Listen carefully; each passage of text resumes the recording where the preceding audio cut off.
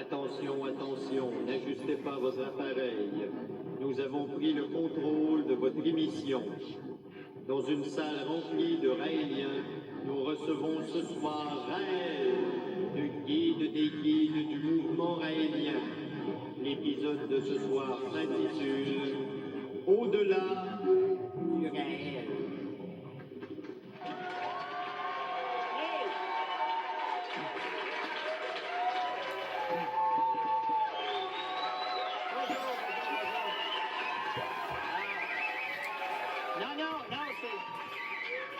Non, vous mélangez, c'est pas moi, Raël. Moi, c'est Guillaume Lepage.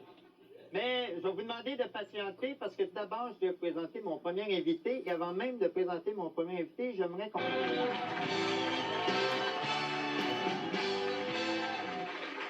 Soirée ésotérique, puisque mon prochain invité est le guide des guides du mouvement raélien international. Mesdames, Messieurs, Raël.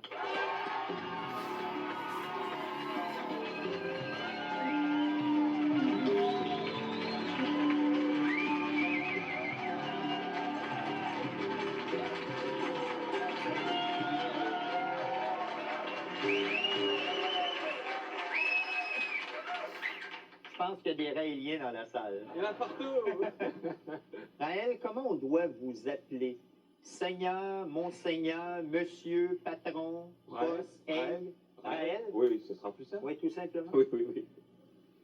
Vous avez dit que vous vouliez, un de vos projets, c'était de construire une ambassade pour recevoir ceux qui sont venus d'ailleurs, ceux que vous appelez les Elohim. Et vous habitez le Québec depuis quelque temps. Est-ce que ça veut dire que le Québec, c'est la terre choisie par les Elohim pour venir ici? C'est la terre choisie par Raël pour vivre, mais pas du tout. Non, nous devons construire cette ambassade, si possible, près de Jérusalem.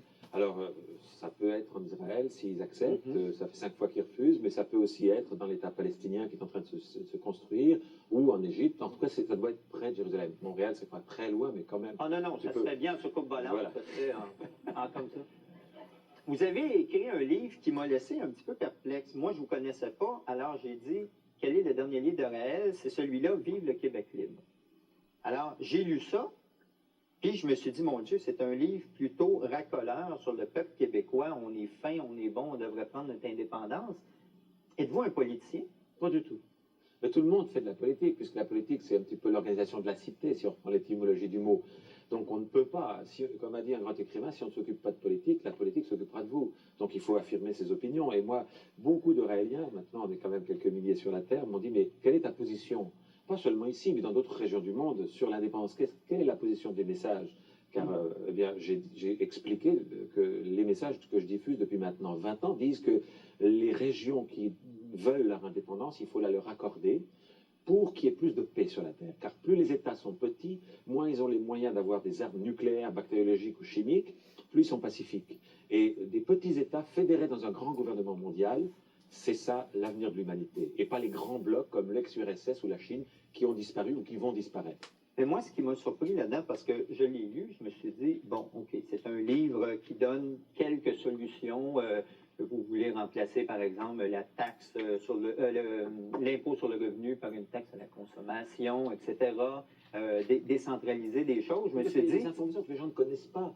Ouais, Excusez, je vous interromps, mais l'impôt sur le revenu n'existe que depuis 70, 80 ans. Avant, il n'y en avait pas. Et maintenant, ça paraît comme quelque chose qui est éternel. Ça ne l'est pas. Il faut que le public sache qu'au début, c'était 2%. Puis maintenant, les gens sont écrasés de taxes. Et c'est quelque chose qui n'existait pas avant. Oui, mais il y a quand même là-dedans des solutions qui ont déjà été amenées par plusieurs sociologues ou politicologues. Puis là, on se dit...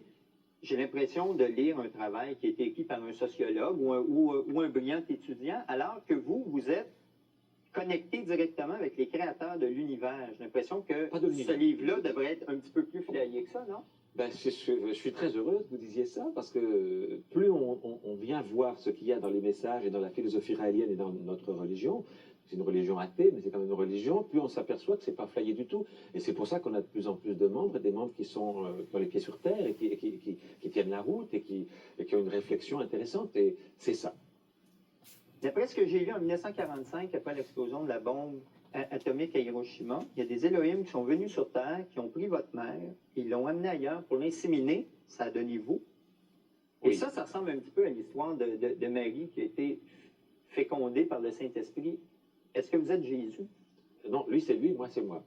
Hein? Êtes-vous un Jésus? Ben, de notre époque, mais il y en a eu beaucoup dans toute l'histoire de l'humanité. Vous prenez toutes les religions du monde, il y a toujours eu des contacts entre ces êtres de l'espace et les hommes de la Terre. Très souvent, des hommes parmi eux qui viennent, qui prennent une femme, c'est arrivé un nombre de fois incroyable et il y a un enfant qui naît, et parfois une femme qui vient de là-haut, comme Amaterasu au Japon, qui a fait l'amour avec un homme de la Terre, et ça a été le premier empereur du Japon, c'est le Shinto. Donc partout sur la Terre, il y a des traces de ces contacts entre extraterrestres et humains. On les appelait les demi-dieux dans la mythologie grecque, et partout ça existe. C'est pas nouveau, et c'est pas pour rendre le messager ou le fruit de l'union plus extraordinaire et plus intéressant. C'est juste pour prouver qu'on a un code génétique compatible à eux. Vous savez, si un chat et un chien, un chat et une chienne, ou le contraire... ça va donner un poney, oui. Ça ne donne rien du tout. Font l'amour ensemble, ça ne fait pas d'enfant, ça ne fait pas de bébé. C'est génétiquement impossible. Par contre, si deux codes génétiques compatibles, des hommes, de quelque race que ce soit, de quelques planètes. De quelques planètes que ce soit, c'est des êtres humains comme nous. Et c'est ça la base du message. Mais est-ce que vous pouvez changer ce thé glacé en whisky sur glace? Non, aucun miracle. C'est une des explications des messages que j'amène. Il n'y a pas de miracle, il n'y a que des décalages de civilisation. Peut-être qu'avec une technologie future, en laboratoire, on pourra un jour prendre votre thé glacé et le transformer en whisky. C'est peut-être possible, mais il faut une installation scientifique. Vous a choisi, paraît-il, parce que votre beau-père était juif, que votre mère était catholique et que l'union de ces deux personnes-là, finalement, ça regroupait deux grands peuples de la Terre. Pourquoi est-ce qu'ils n'ont pas choisi, par exemple, un père qui est musulman et une mère qui est bouddhiste ou quelque chose comme ça? Pourquoi pas? Je veux dire, c'est important, ça leur a semblé important à eux, parce que la Genèse de l'Ancien Testament, qui est reconnue également par les musulmans, car il faut bien savoir que si on lit le Coran, on s'aperçoit qu'ils reconnaissent Jésus. C'est une merveilleuse religion, la religion musulmane. Ils reconnaissent Moïse, ils reconnaissent tous les grands messagers. Est-ce qu'ils vous reconnaissent? Ben, de plus en plus de musulmans nous rejoignent, oui aussi, car on rejoint des gens de toutes origines, des bouddhistes aussi.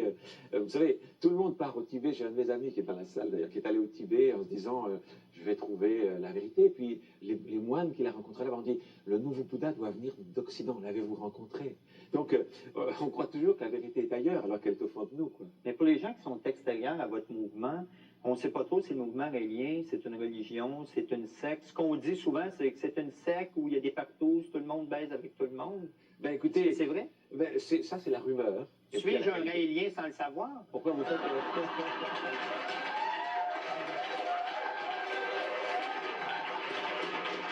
Oui.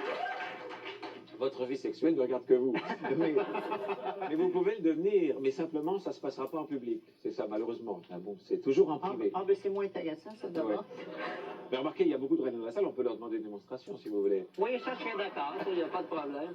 Non, ça, c'est la rumeur. La rumeur qui veut que, puis il y a des gens que ça arrange de faire circuler une rumeur sur nous, mais c'est pas du tout ça. On parle, comme vous l'avez dit en lisant le livre Vive le Québec libre, on parle de sujets extrêmement philosophiques, politiques. On s'amuse beaucoup parce que l'humour est très, très important pour nous. Et puis c'est tout. Mais alors, les gens fantasment. Dans la mesure où il y a une liberté sexuelle qui existe dans la vie privée des gens, où on condamne personne, où on accepte dans le mouvement des gens qui sont solitaires ou qui ont des petites copines, ou qui sont homosexuels, ou qui font ce qu'ils veulent, sans condamner, comme l'Église catholique l'a fait autrefois, en disant « Vivez votre vie, on n'a rien à voir dans votre chambre à coucher ». Alors les gens fantasment, et s'ils n'interdisent pas, c'est que tout est permis, c'est pas vrai. Mais quand les Elohim vous rencontrent ou se rencontrent, puis ils font leur conseil d'administration, je ne sais pas trop, est-ce qu'ils sont contents de votre travail sur Terre? Est-ce qu'ils vont renouveler votre mandat? L'idéal serait de leur demander à eux. Mais une autre grande différence dans notre religion, qui est une religion athée, c'est que j'en suis le pape, comme vous l'avez dit tout à l'heure, mais je suis élu tous les 7 ans. Et l'année prochaine, c'est les élections, et si les Raéliens ne sont pas contents... je peux me présenter contre vous? Tout à fait, tout à fait. Il faut d'abord devenir prêtre raélien, mais s'ils ne sont pas contents, je ne serai pas réélu. J'ai déjà été réélu une fois. Non, je ne sais pas si ça me tente. Et puis voilà, parce que contrairement à l'Église catholique, on ne veut pas quelqu'un qui est guide des guides, comme vous l'avez dit, à vie, et puis qui va devenir vieux, sénile et stupide, et puis qui va continuer à diriger l'organisation. Raël, merci beaucoup d'avoir accepté mon invitation. Merci beaucoup. Et le message en bande dessinée. Alors, dans 2 minutes, on vous revient à Besoin d'amour, c'était Raël. Merci.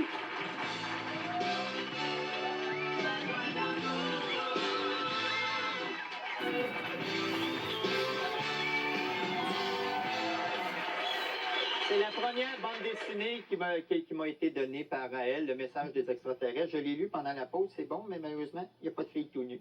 Alors, merci à mes invités, Victor Lévy-Beaulieu et Raël. Si vous avez besoin d'amour, que vous voulez assister à l'émission, vous composez le 525-9443. Restez avec nous parce qu'après la pause, c'est le grand journal. Et demain, mes invités, Mario Pelchat, Patricia Paquin et Madame Brossard. Alors, merci, Raélien, Raélienne.